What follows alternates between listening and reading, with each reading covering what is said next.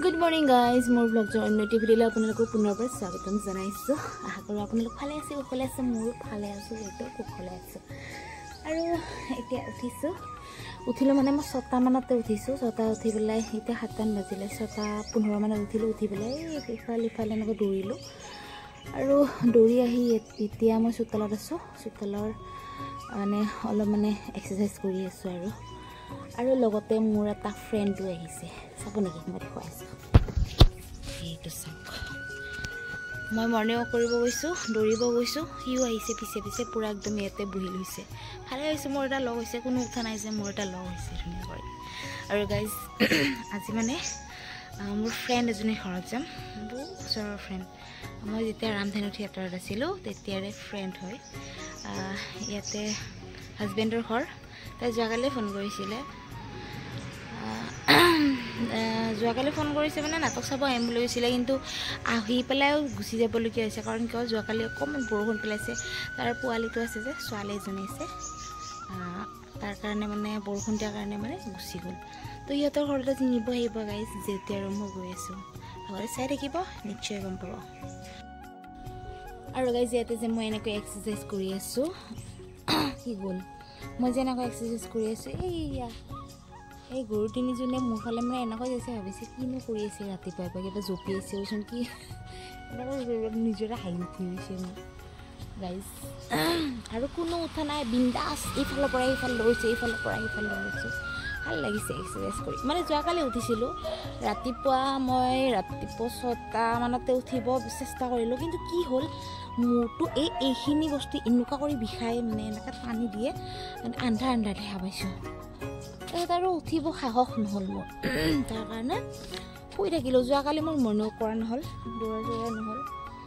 তো আজি উঠিছোঁ আৰু যোৱাকালি একদম মানে এনেকৈ বগৰাই দিলে মোক 2টা শালিকা গাইছ।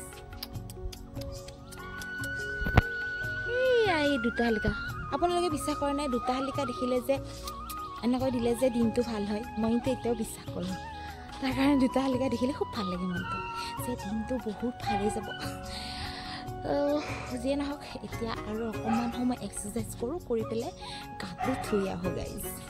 তো আৰু দেখাম দেই আপোনালোকক মই কাৰ ঘৰত গৈ আছোঁ, কোন ফ্ৰেণ্ডৰ ঘৰত গৈ আছোঁ, মই দেখুৱাম, আপোনালোককো চিনাকি কৰি দিম। তো গাইজ চাই থাকিব দেই।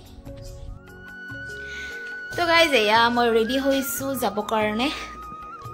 জেউতিও ওলাইছে, ময়ো ওলাইছোঁ। তাই অলপ আগতে ফোন কৰিলে, টমটম এখন পঠাই দি আছে। ইয়াৰ পৰা বোলে বেছি দূৰ নহয়, আমাৰ পেণ্ডেলৰ ওচৰতে বোলে, বেছি দূৰ নহয়। তো এতিয়া ওলাই মেলি ৰেডি হৈছোঁ, আহি আছে টমটম। আৰু মই পিন্ধিছোঁ এয়া স্কাৰ্টটো পিন্ধি লৈছোঁ, আৰু এয়া চুৱেটাৰটো। যিহেতু মানে ৰুমত নাহোঁ, ডাইৰেক্ট তাৰ পৰা সিহঁতৰ ঘৰৰ পৰাই চত যাম।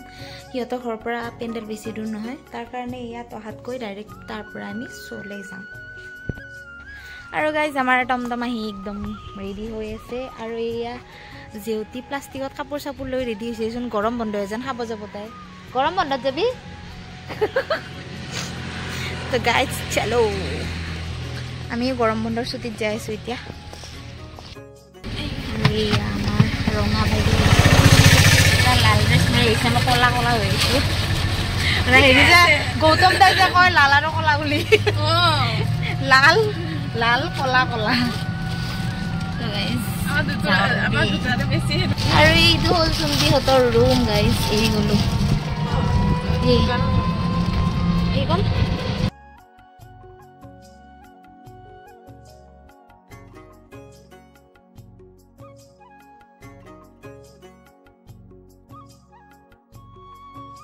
আৰু গাইজ সোমাইছোঁ দোকানত, আৰু দোকানৰ পৰা চিপছ চকলেট লৈ লওঁ।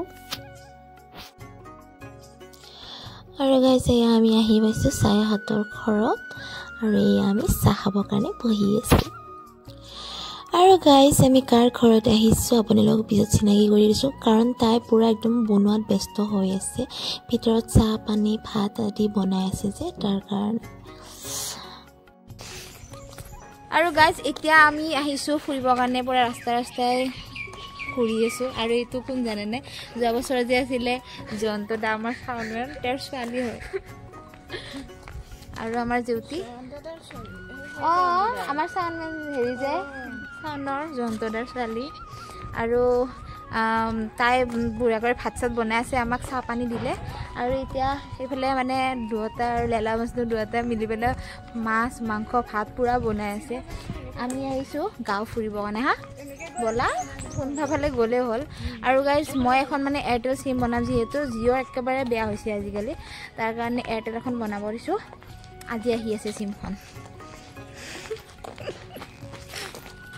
আৰু গাইজ এইফালে আমি ফুৰিব আহিছোঁ আৰু এইফালে দেখিছোঁ 1954ৰে ঘৰ এইটো চাওক আৰু অলপমান লিখিয়ে থোৱা আছে আগৰ ঘৰ ইমান কত যুগৰে ঘৰ ভাল লাগিছে কিন্তু চাই পেলাই হা সেইটো নতুন কৰি বনাইছে কিন্তু এইটো পুৰণা ঘৰ এই চিষ্টেমতে বনাইছে বহুত ভাল লাগিছে দেই বেৰখনো ভাল হৈ আছে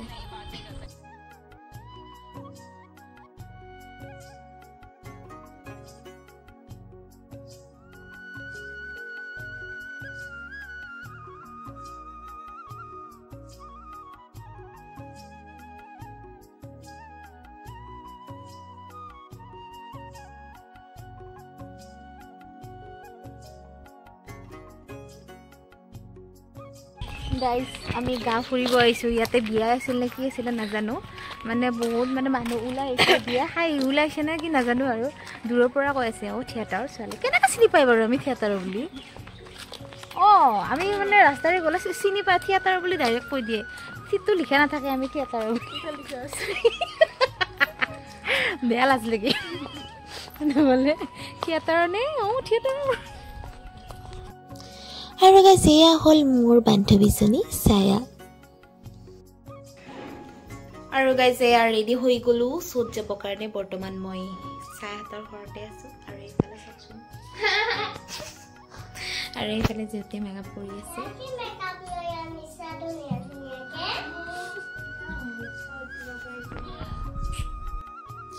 আৰু গাইজ এয়া ছায়া আমাক ধুনীয়া কৰি চুলি ষ্ট্ৰেইটনাৰ মাৰি দি আছে চুলি ষ্ট্ৰেইট কৰি দি আছে এওঁৰ কথা ক'ম কি এওঁৰ কথা ক'ব গ'লে বহুত ভাল ছোৱালী বহুত ভাল বান্ধৱী হয় আৰু তাৰ ঘৰতে থাকিলোঁ এতিয়া মোকো চুলি ষ্ট্ৰেইট কৰি দিছে চাওকচোন ধুনীয়া কৰি আৰু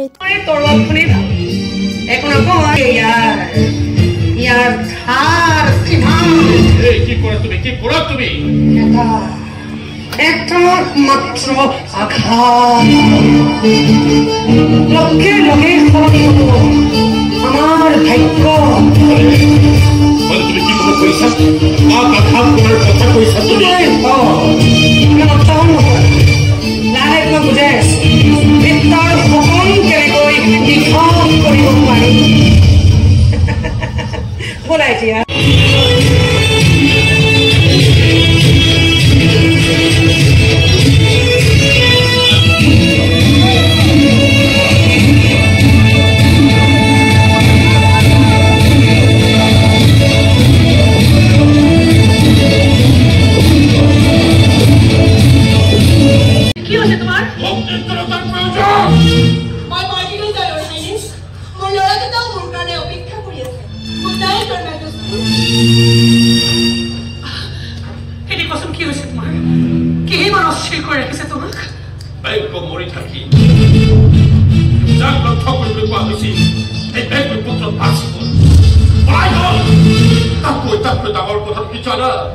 মৃত্যুৰ পাছতো মই প্ৰেম কৰাত্মক দেখি আছো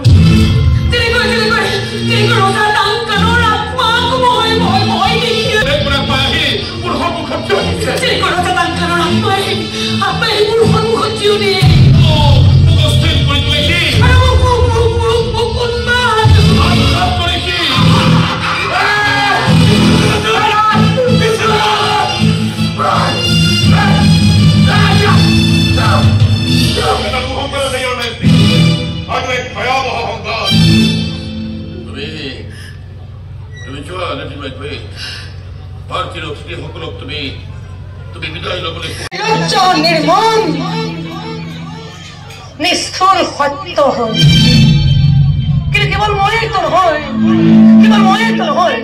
মোৰ দৰে বহুতেই সময়ে সময়ে ক্ষমতাৰ মহতন লৈ এইবোৰ গ্ৰাস কৰি খাব পাৰে একোখন দেশ একোটা জাতিৰ বৰ্তমান ভৱিষ্যত এই ক্ষমতাৰ ভোগটো নাইকিয়া কৰি পেলাব নোৱাৰিনে নিঃশেষ কৰি পেলাব নোৱাৰিনে ক্ষমতা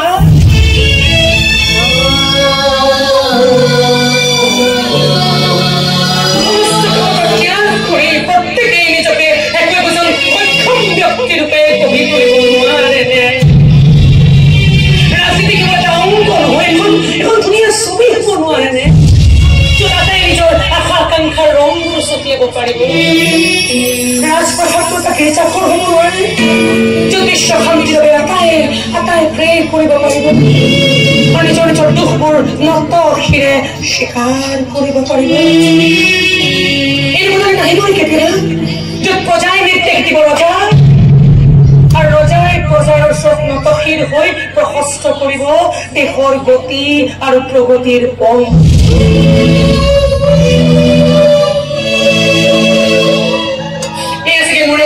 কল্পনা কিন্তু কল্পনাৰ সাগৰত যদি মই এইখন পৃথিৱীৰ পৰা বিদায় ল'ব পাৰো ভাবিলো মই আটাইতকৈ সৌভাগ্যশালী নাৰী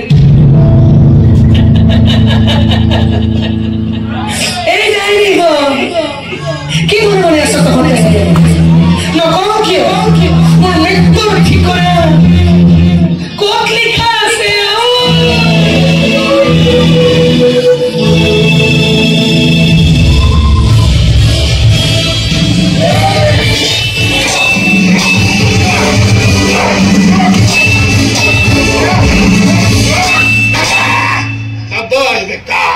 তুমি মোক হত্যা কৰিব নোৱাৰা তুমি কিয় কোনো মাতৃ জন্ম দিয়া সন্তানে মোক হত্যা কৰিব নোৱাৰে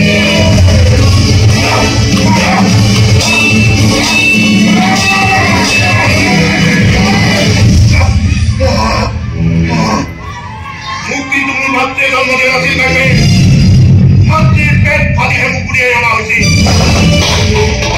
মোৰ পৰিয়ালৰ ওপৰত কোনো হাততালি আৰু প্ৰতিশোধ মই ল'বই লাগিব মাত তোৰ তাইনি হ'ব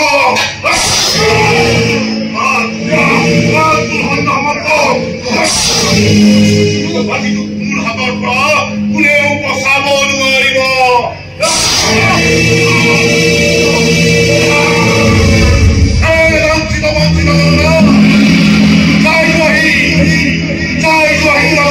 চেষ্টাচাৰী হাতসকলৰ